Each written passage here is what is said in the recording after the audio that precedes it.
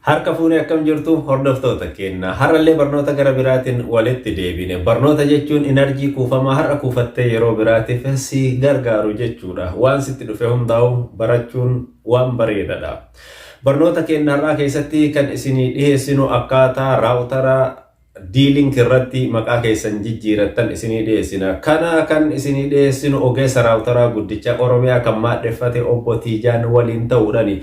Maarree hordoftoota keenya gara barnoota keenyaa ceehuudhaan dura warri yeroo duraatiif gara chaanaala keenyaa dhuftan anaa dhufuu isiniin jenna harka bannee waan diimtuu san tuquudhaan sabiskiraayib godhaa maatii keenya buleeyyitti nuu makamaa isiniin jenna. Hordoftoota keenya gaa amma asumaan gara barnootaa ceenaa.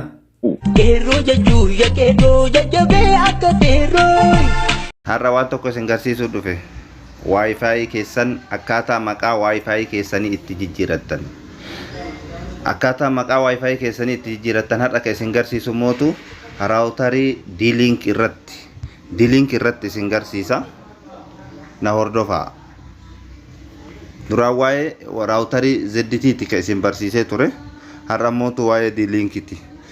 Karaa salphaadhaan dhufuudhaaf dhiifame irra deebi'ee isin garsiisa. Wi-Fi keessan mataa gubbaarraa gadi haxoofta. Warri silkiin keessan androidiin isaa 9 fi 9 ol taate kunoo bakka gubbaa tana Wi-Fi bakka guutame tana harkumaan gadi qabee tursiisa. Akkana siitingii kana naafida. Siitingii kana yoo naafide isuma kana gadi tuqa. Erga sanii boodamuu gidduu keessa gadi siqee kunoo bakka argaa jirtan kana manage router kan jedhu kana gadi tuqa jechuudha. Manage router kan jedhu kana erga gadi tuqe administreeshinii paaswordii na gaafata. Administreeshinii paaswordii keessan duraan yoo jijjiirtan ta'e ka duraan jijjiirtan san itti galchitanii hin jijjiirre yoo ta'e mootu username irratti admin paasword irratti illee admin hima. Kanaafuu ani immoo jijjiire waan ta'eef kan jijjiire san itti galcha. Kunoo ani paaswordii administreeshinii kiyyaa duraan jijjiire waan ta'eef kan jijjiire itti naqadhee jira. Eegatti naqee booda kunoo login jedhaan. Ayyee kunoo interfeesiin raawutarii D-Link akkana jira kana fakkaata. Har'a yeroo jalqabaatiif maqaa Wi-Fi keenya itti jijjiiranna. Akkaataa maqaa Wi-Fi keenya itti jijjiirru isin garsiisa jechuudha.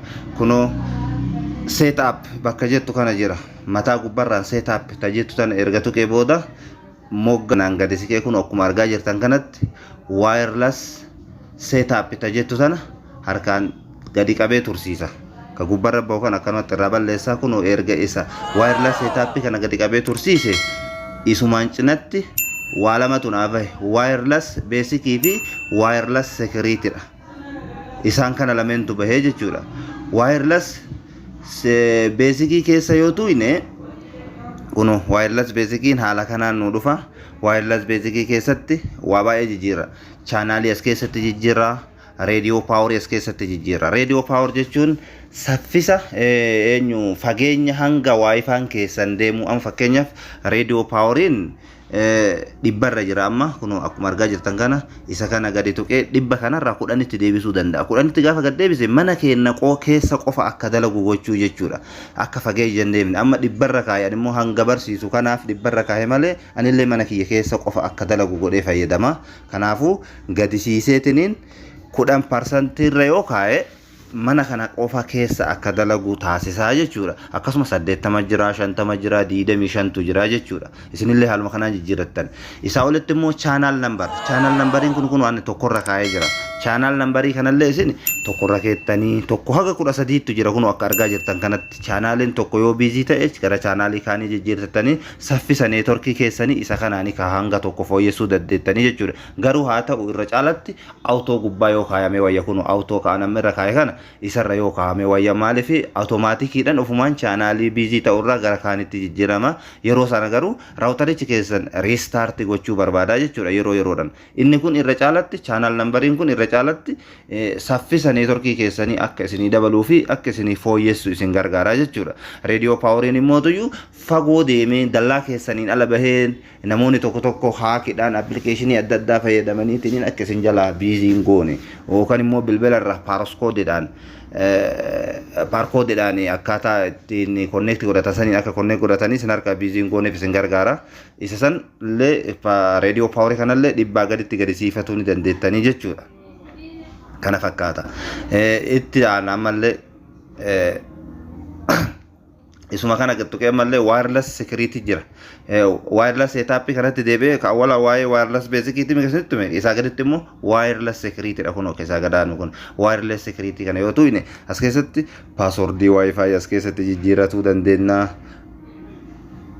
jechuudha. Kunoo laala wifi password wifi kenna as keessatti jijjiiratuu dandeenya kunoo akkuma argaartan kana. Hayyee jalqaba ka'umsa kennaa irratti akkaataa maqaa wifi kenna ittiin jijjiiru isin garsiisa jedhee ture. Hayyee akkuma jalqaba dhufnuuf setup kana tuina setupin jalqaba isa kana ergasii booda mootu maqaa wifi kenna jijjiiruuf deemna. Eegasi wireless setup kan jettu kana al tokko gadi qabnee tursiifna. Gadi qabnee yoo tursiifne akkatti gadi qabnee tursiisuu qabna. Ka gubbaratti bahuun erumaa dho'ina rakkoon qabu kanatu gattuinee bahada kunoo haala kanaan wireless setup kana gadi qabnee yoo tursiifne barreeffama isa lamaan kanatu baha kunoo isa moggaatti bahe gurraachatee bahe kana lamaan jechuudha. Inni kuni tokkoffaarra ka jiru wireless basic dha. Lammatarra ka jiru immoo wireless security dha. Wireless security kan password wifi keessatti jijjiiru jenne wireless basic immoo kan channel fi maqaalee keessatti jijjiiruudha. Kun wireless basic keessa seenee jira jechuudha. Wireless basic keessa eega seene akkuma isin garsiisetti channel numberii bakka itti jijjiiran radio power percentage isaa kan jijjiiran isaa onilti immoo SSID kan jedhu kanatu jira. SSID kan jedhu kana keessatti kun akkuma matoqee jira kanatti DCS jedha duraan. Wifi maqaa wifi kana DCS jechuudha. Isa kana immoo amma jijjiiree isin garsiisa. DCS fakkeenyaaf mee caluma jedhee hamdaa haa jedhuuni. Hamdaa kun argaa jirtanii miti hamdaa jedhee jira.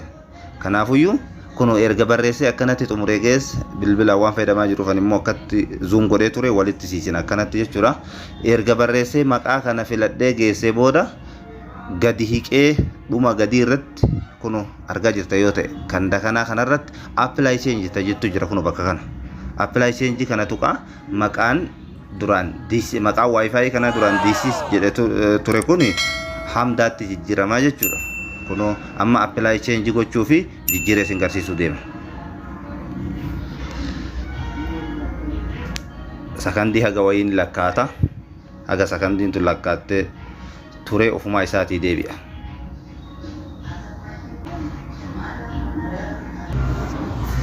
Hayyee hordoftoota keenya wifi maqaan isaa duraan DCS ture amma gara hamdaatti jijjiire mire kuno hawalumaan haa ilaalluga irrana gadi fuudha bakka wifi kiyyaa gadi inni qaba kuno agartaa jirta yoo ta'e amma wifi kiyya hamdaa ta'ee jira.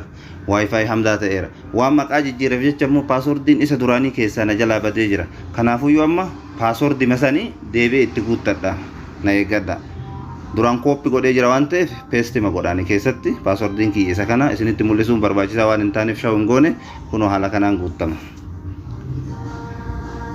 Isinii gala yoo ta'e duraan maqaan wifi kana DCS kan ture amma gara hamdaatti jijjiiramee jira jechuudha. Kana fakkaata. Maarree hordoftoota keenya barnoota armaan gaditti dabraa turerraa waan hedduu akka barattaniif irraa fayyadamtan abdii dhaqabnaa. Barnoota keenya itti aanu keessatti mootuu kutaa itti aanu akkaataa itti paaswordii keessan jijjiirtan isin agarsiisna. Maqaa dhageeffattoota Leellisaa Tuubitiin barsiisaa raawutaraa guddicha Tijaan illee maqaa keessaniin hedduu galateeffannaa. Horaa bulaa hanga barnoota biraatti walitti deebinutti yeroo gaarii qabaadha. I am Oromo Forest. I am Oromo Forest. Jewar Oromo Forest.